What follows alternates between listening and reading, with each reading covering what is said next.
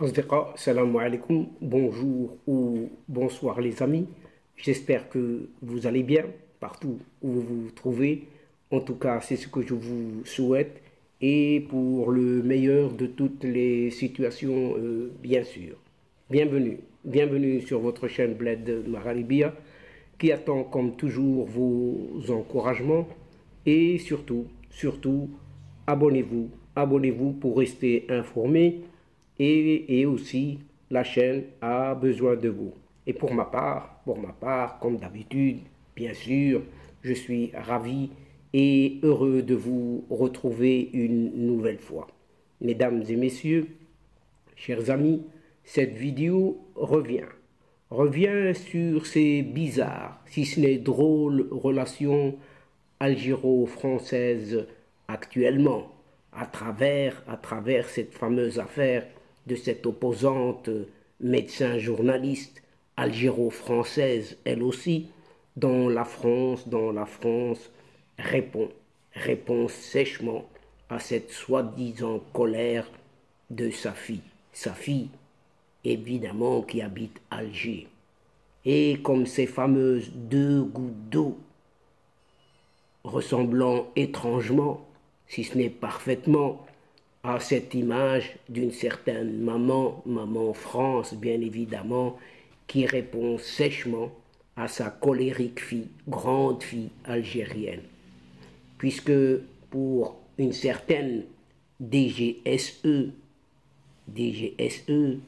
c'est cette direction générale de la sécurité extérieure française, les relations avec les dirigeants algériens relèvent désormais de ce qui est dit, entre guillemets, la psychiatrie, et non de la diplomatie.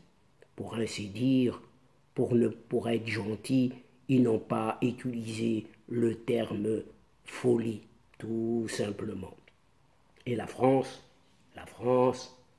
a défendu sa position, bec et ongle, sèchement, dans cette affaire de l'exfiltration ou encore le rapatriement de cette franco-algérienne, une certaine Amira Bouraoui, malgré cette grande colère noire de ce crocodile algérien. Oui, versant quelques larmes de crocodile, tout simplement. Et les autorités françaises exercent ainsi leur protection consulaire, entre guillemets. En tout cas, c'est ce qui a été répondu sèchement de Paris à Alger. Et la rapidité de la montée de cette colère algérienne et ses répercussions jusqu'en Tunisie dans l'affaire de l'exfiltration ou du autre rapatriement de cette opposante et chroniqueuse à Radio M signifie un certain degré de cette instabilité des relations nouvellement très amicales pour certains et inamicales pour d'autres, avec la France bien évidemment.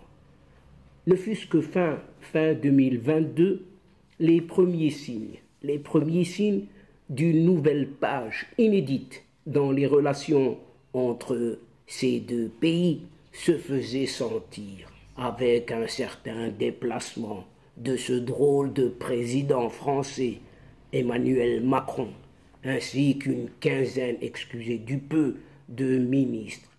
Et début 2023, une autre relation, la relation de plus en plus amicale, oui, très amicale, et les signes d'un certain partenariat militaire même, cette fois, ont été révélés avec un certain déplacement d'un certain vieillard, ce chef d'état-major de cette armée, un certain vieux, oui, vieux, très vieux, qui est ce Saïd Chengriha à Paris, pour rencontrer son homologue, ainsi que ce président de la République française, Emmanuel Macron, bien sûr. Les gros titres des journaux ont parlé de cette nouvelle relation tout en long et tout en large, des réserves ont été exprimées par de fins connaisseurs, très fins connaisseurs des deux pays, France, Algérie, alertant même sur le caractère très fugace et circonstanciel de ce partenariat bizarre, drôle, franco-algérien. Le rapatriement ou l'exfiltration de l'opposante Amira Bouraoui, médecin de formation, a démontré que les analystes les plus sceptiques concernant la relation Paris-Alger avaient tout à fait raisonné ou déraisonné. Allez savoir, les amis, allez savoir. L'Algérie a voulu montrer la gravité des faits en réagissant à la fois par le biais de son ministère des Affaires étrangères et par un communiqué de cette absente présidence algérienne. Oui, elle n'existe pas, elle n'y est pas sur le terrain, mais pas du tout. Alors, la Tunisie, par laquelle cette Amira Bouraoui a transité, oui, bel et bien transité, a été contrainte de faire profil bas cette Tunisie devant son principal bailleur de fonds, bien sûr. Son bailleur de fonds n'est autre que cette même Algérie de ses vieux capots. Et ce président tunisien Kais Saïd, en Kadhafi light, et même allé jusqu'à limoger son ministre des Affaires étrangères, Othman Gerondi, qui n'est pas à sa première bévue. Non, il n'est pas à sa première, il en est habitué même. Et la France, de son côté, a tenu tête et a défendu le bien fondé de son action en rappelant qu'il s'agit d'une ressortissante française, oui française, malgré le rappel avec effet immédiat de l'ambassadeur algérien à Paris. Une ressortissante française, Amira Bouraoui, mais elle est aussi d'origine algérienne.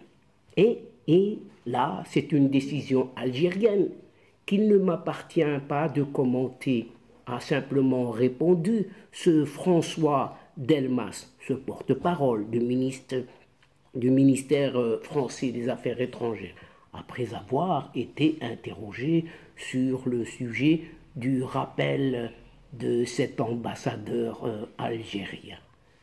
Pour notre part, nous entendons continuer à travailler à l'approfondissement de notre relation bilatérale, a ajouté toujours ce François Delmas. Le porte-parole, François Delmas, a estimé que la réaction de la Tunisie était une situation individuelle, sans en dire plus, et a soutenu que l'opération qui s'est déroulée grâce au consulat français de Tunis était une procédure qui ne ressort d'aucune manière de l'ordinaire, puisque Amira Bouraoui est une ressortissante française. Oublions par là qu'elle est d'origine algérienne et qu'à ce titre, les autorités françaises exercent leur protection consulaire, bien sûr. Alors, chers amis, que beaucoup parlent d'un retour à la case départ entre l'Algérie et la France. Les relations tumultueuses, si ce n'est personnelles, entre un certain Emmanuel Macron et surtout ce déboussolé rêveur athée ont pour leur part résisté à plusieurs ouragans qui auraient pu créer des crises diplomatiques graves, si ce n'est très graves, entre les deux pays.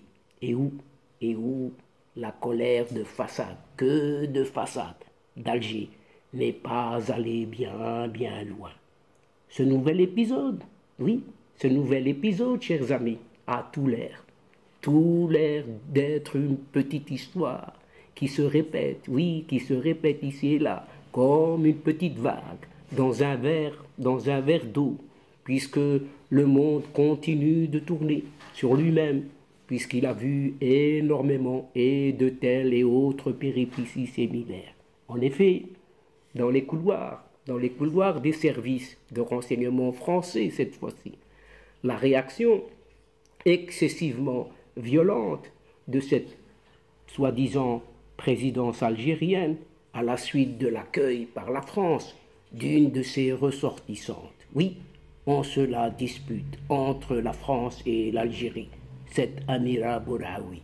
S'agissant bien, oui, bien sûr, de cette Amira Bouraoui, menacée tout de même de prison en Algérie, et qui a fortement étonné plus d'un. Les proches collaborateurs de Bernard Hémier, actuel patron d'une certaine DGSE, et il était aussi ambassadeur à Alger entre 2014 et 2017. Pourtant, bienveillant envers ce pseudo-président athée, n'en reviennent pas. Oui, ces propos ne reviennent pas. Pas des termes utilisés dans le communiqué. Communiqué d'une certaine APS, agence de presse algérienne officielle, oui, qui est soumise à la botte du régime des capots.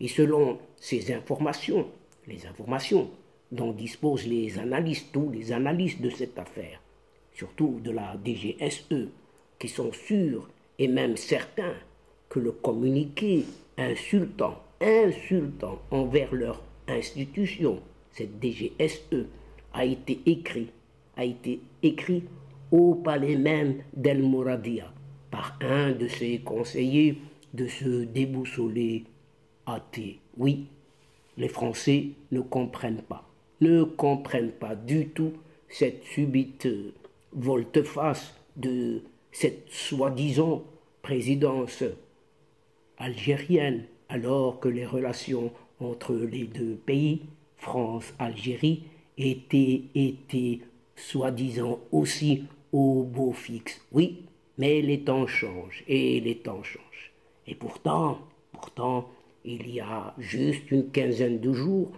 le peu francophile, oui, il ne sait pas parler français. L'arabe non plus, vous allez me dire, ce chef d'état-major de cette ANP, cette armée nationale et populaire.